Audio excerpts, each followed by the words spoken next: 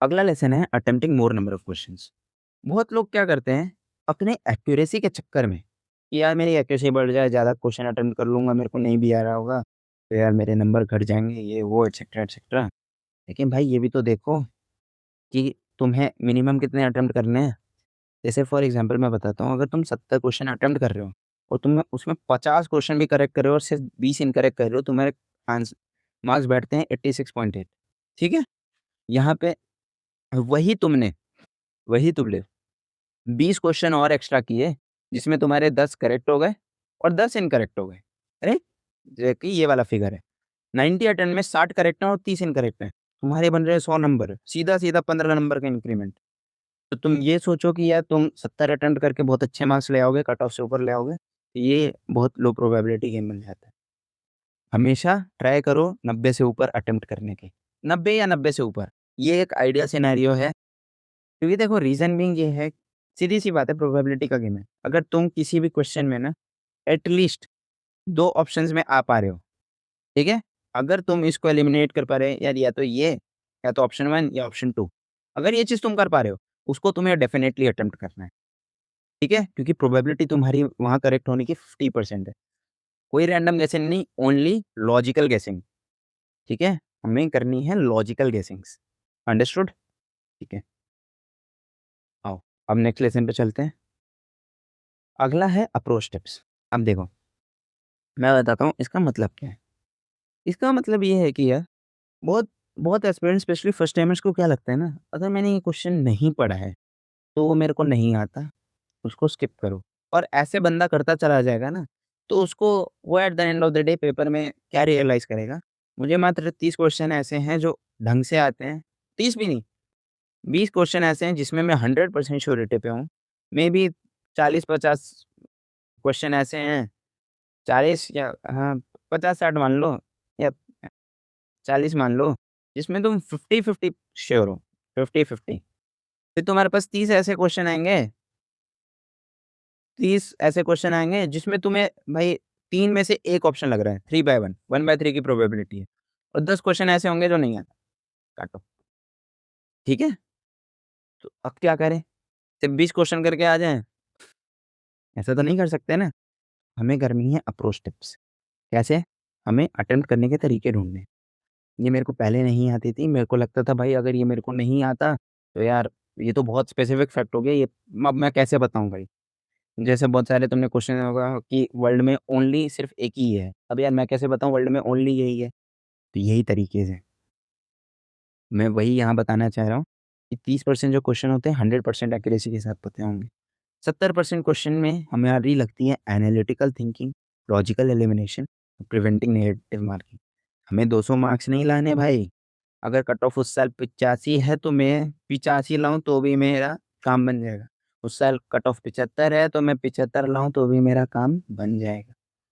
समझ पा रहे हो? सो यूपीएससी की खासियत क्या है? यूपीएससी एक रोड बेस्ड गेम नहीं है। ये है लॉजिकल थिंकिंग, एनालिटिकल थिंकिंग। समझ आई? इस वजह से कोई भी अगर रॉन्ग मूव आया, तो तुम्हें पूरे ही ईयर की अटेम्प्ट को कॉस्ट कर सकता है। जैसे मेरी सीसैट वाली थी। सीसैट अलग छोड़ दो, अगर हम सिर्फ प्रीलिम्स की बात करें, तो अगर 1-2 क्वेश्चन भी तुम ऐसे कर रहे हो और अगर तुम बॉर्डर लाइन पे थे, तो वो 1 या 2 क्वेश्चन ही डिसाइड करता है कि तुम्हें ये करना है कि नहीं। मेरा एक फ्रेंड है, उसके मार्क्स आए थे, पता है कितने? पता है कितने? 2023 में 75 वो थी, क्या? कट ऑफ, उसके मार्क्स आए थे 76। यस, आईपीएस है वो, उसी ईयर में। सोच रहे हो? सिर्फ एक क्वेश्चन ने उसकी करियर को डिसाइड किया है। आई समझ? इस वजह से हमें हमें सोचना है, लॉजिकल थिंकिंग करनी। मैं इसके भी तरीके बताऊँगा कैसे करना है। नेक्स्ट आता है टेस्ट सीरीज़। अब टेस्ट सीरीज़ कैसे अटेम्प्ट करनी है? अगर मैं टेस्ट सीरीज़ की बात करूँ, सबसे पहले तो टाइम बाउंड मैनर रखो।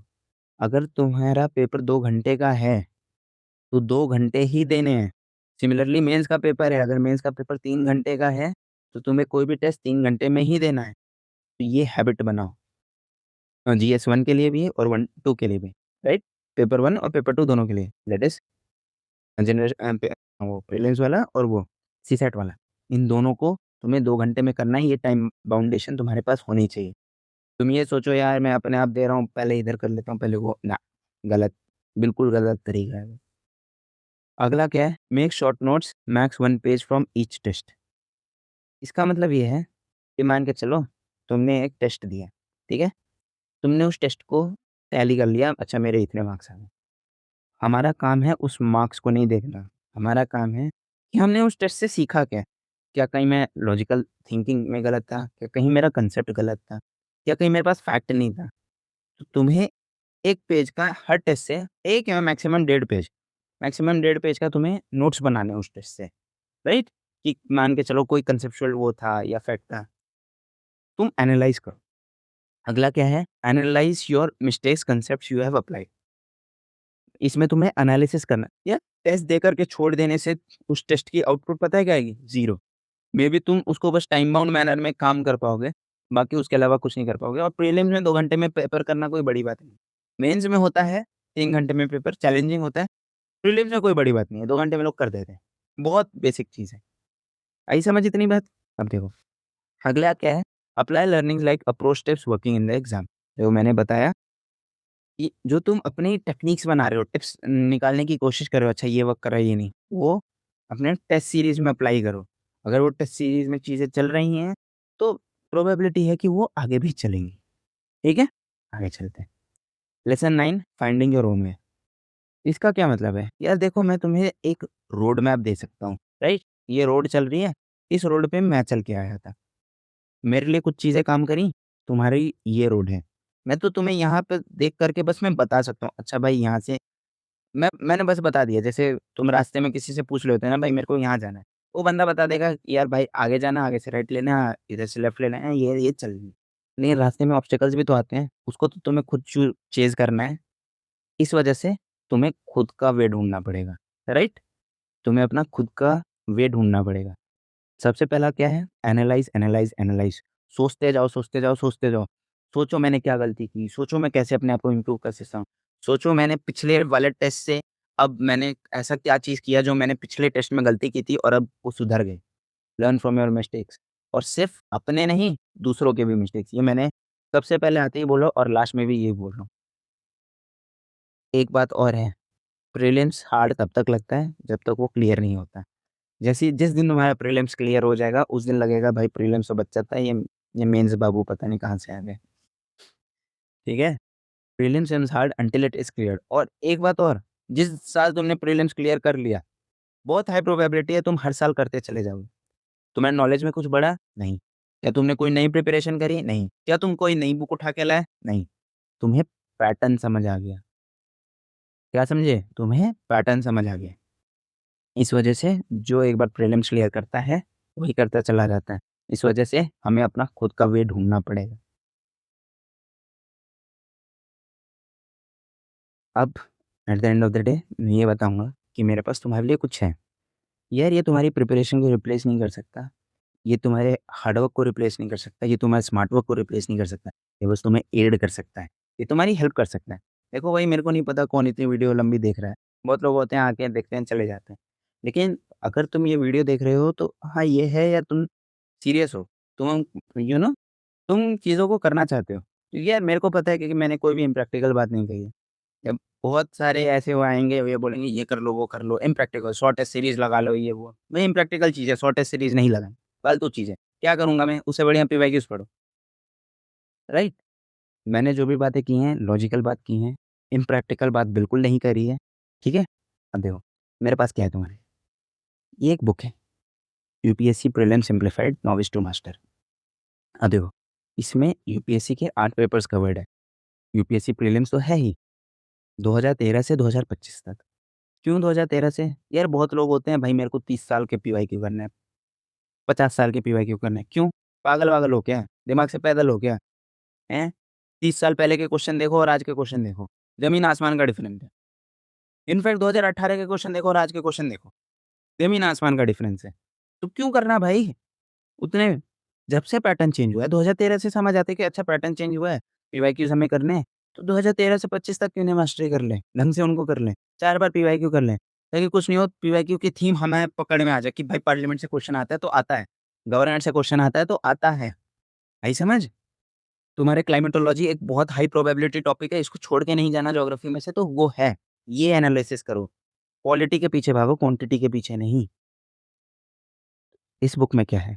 यूपीएससी प्रीलिम्स है, NDA 1 and 2, CDS 1 and 2, CAPF, Jio scientist और इंडियन इंजीनियरिंग सर्विस, ये सारे के सारे पेपर्स हैं। अब देखो, अब अगर मैं आगे बात करूँ, क्यों हमें ये करना है? सबसे पहले अगर मैं आपको दिखाना चाहूँ तो ये देखो, क्यों तो मैंने आपको बताया ना कि क्यों हमें इतने सारे पेपर्स करने हैं। देखो, देखना मैं जो समझाऊँगा तुमको, मैं थोड़ा ज़ूम कर रहा हूँ इसको। सीएसई 2024, सीएसई 2024, सीएपीएफ 2024, एनडीए 24 और जियो साइंटिस्ट 24। अब देखना, क्वेश्चन पढ़ो। यूनेस्को आया सीएसई में? यूनेस्को आया? ये तो चलो सीएसई का ही क्वेश्चन है, 2 क्वेश्चन आ गए। सीएपीएफ 2024 में यूनेस्को का आया? आया? एनडीए 2 में सिटी ऑफ म्यूजिक यूनेस्को आया? आया? जियो साइंटिस्ट में यूनेस्को आया? आया? तो 2024 में थीम क्या थी यूपीएससी की? मैंने याद है पीवाईक्यूज, पावर ऑफ पीवाईक्यूज में समझाया था। थीम क्या थी? क्या थी? क्या थी? यूनेस्को। क्वेश्चन रिपीट नहीं हुआ है, ध्यान रखो, क्वेश्चन रिपीट नहीं हुआ है, थीम रिपीट हुई है। अच्छा, यूनेस्को से क्वेश्चन पूछा था इस साल, हो सकता है आ जाए, पढ़ लेता हूँ। ये तुम्हें करना है प्रीलिम्स के पहले वाले पेपर से उस साल के लिए। जैसे जियो साइंटिस्ट जो है सीएसई से पहले होता है, एनडीए 1 और सीडीएस 1 सीएसई से पहले होता है। तुम्हें ये चीज़ देखनी है, अच्छा ठीक है यूनेस्को आया, यूनेस्को कर लेता हूँ। आई समझ? इस वजह से हमें ये सारे पेपर्स करने होते हैं। आगे बात करें, देखो इस बुक में क्या है? सबसे पहले तो सारे के सारे क्वेश्चन जो हैं टॉपिक वाइज़ और ईयर वाइज़ सेग्रीगेशन है, ठीक है?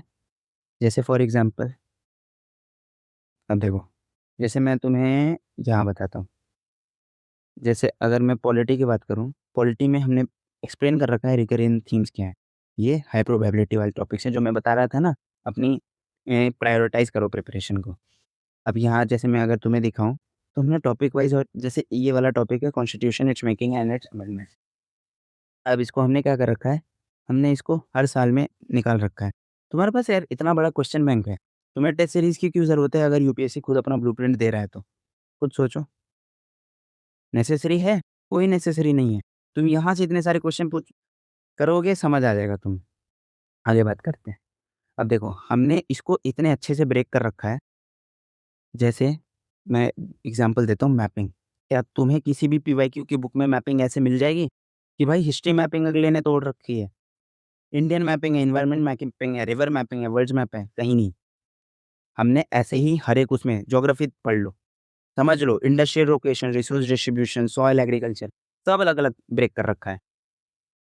सिमिलरली मैं बात करूँ, मैं क्यों बताना चाह रहा हूँ, हमने हर एक क्वेश्चन के साथ एक अप्रोच टिप दे रखी है। जैसे मैं आपको बता रहा था ना अप्रोच टिप्स, वो अप्रोच टिप हर एक क्वेश्चन में है। जैसे फॉर एग्ज़ाम्पल मैं तुम्हें ये समझाता हूँ, according to the constitution, constitution divides the fam are generally law. मतलब क्या है, तुम खुद नोटिस करना। बहुत बार ये होता है, मैं ज़ूम करूँ इस पे तो, जहाँ भी अकॉर्डिंग टू द कॉन्स्टिट्यूशन आ जाता है ना, जैसे यहाँ है सेंटेंस।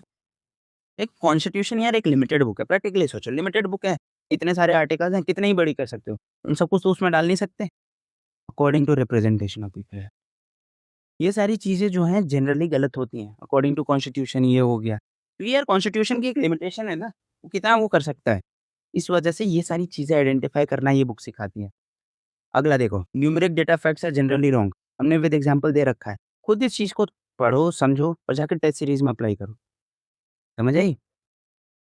और देखो, institution organisation mentioned in the question is generally wrong, ठीक है? It is about which ministry, कोई मिनिस्ट्री आ जाए, जैसे क्लाइमेट ग्रुप, यहाँ देखो, ठीक है? यहाँ देखो, और क्या ये मेंशन करना चाह रहा है? If 2 organisations are mentioned then there provisions are likely to be swept. इसका मतलब क्या है? कि मान के चलो, मैं और बताऊँ कि यहाँ पर जैसे लीडिंग कंपनीज़ ये। अब यहाँ पे देखो हमारे पास 2 है, इंडियन एनर्जी एजेंसी और क्लाइमेट ग्रुप ईपी 100। तो इसमें क्या करता है कि ये ना प्रोविजंस एक-दूसरे के बदल देता है, समझे? ये सारी चीज़ें तुम्हें देखनी है। सिमिलरली एनजीटी की बात है। NGT has been established by act whereas CPCB, यहाँ पे 2 चीज़ें 2 इंस्टीट्यूशन आ गए, एनजीटी और सीपीसीबी, इनके प्रोविज़न स्वैप हो गए। ये चीज़ें तुम आइडेंटिफ़ाई करो, सीखो। ये प्रॉपर हमने अप्रोच टिप दे रखी है कैसे क्वेश्चंस को अटेम्प्ट करना है। आई समझ? अब जैसे देखो, एक चीज़ क्या कर रखी है और अच्छी चीज़, हमने इसमें ये डाल रखा है कि मान के चलो एक क्वेश्चन है, जैसे ये इकोनॉमिक प्लानिंग का टॉपिक था, तो उसका एक क्वेश्चन था आंसर 12। हमने एक एक्सप्लेनेशन दे रखी है और एक अप्रोच टिप दे रखी है कि भाई इसको अटेम्प्ट कैसे करना है, सोचो, खुद सोचो, दिमाग लगाओ। अच्छा Bombay plan was one of the first plan, अच्छा हाँ, ठीक है, ये हो सकता है। और बताऊँ? और देखो, हमने समझा रखा है कैसे वो करना है। जैसे ये देखो, ये 5 ईयर प्लान पे क्वेश्चन था, हमने इसमें अप्रोच टिप दी है, यार हेवी इंडस्ट्रियलाइज़ेशन है, सोचो। हेवी इंडस्ट्रियलाइज़ेशन कब आया था? सेकंड 5 ईयर प्लान में, क्योंकि वहाँ पे सोशलिस्ट प्लानिंग चल रही थी। ऐसे सोचो, ठीक है? अगेन ये देखो, रेपिटेशन दिख रही है? Heavy industry focus second plan. हर एक आंसर के साथ तुम्हें एक अप्रोच टिप मिलती है और समझ आता है कि उसको अप्रोच कैसे करना है। तुम्हारा माइंडसेट डेवलप करने में ये हेल्प करेगा। बाकी इतना ही है, इन चीज़ों को इम्प्लीमेंट करो, काम करो, नोट्स बनाओ और ऐसे ये जो सारे लेसन्स हैं उनको प्रिंट करके बड़ा-बड़ा अपने डेस्क पे रख लो। तुम्हें ये गलती नहीं करनी है, इतना मत करो। आग में हाथ जलाने से ही हर बार नहीं समझना होता कि आग गर्म होती है। कभी-कभार दूसरे लोग भी हाथ जलाएँ तो उससे भी सीखो, समझे? ये तुम्हारे टाइम, एफर्ट और ईयर्स बचा सकती है। सो इसके लिए इतना ही, बाकी हर एक टॉपिक को मैं और डिटेल में कवर करूँगा। Stay tuned. और अगर ये बुक आपको चाहिए, तो हमारे व्हाट्सएप नंबर पे आप मैसेज डाल सकते हो या अमेज़न पे भी अवेलेबल है। Thank you, see you and good luck for prelims 2026।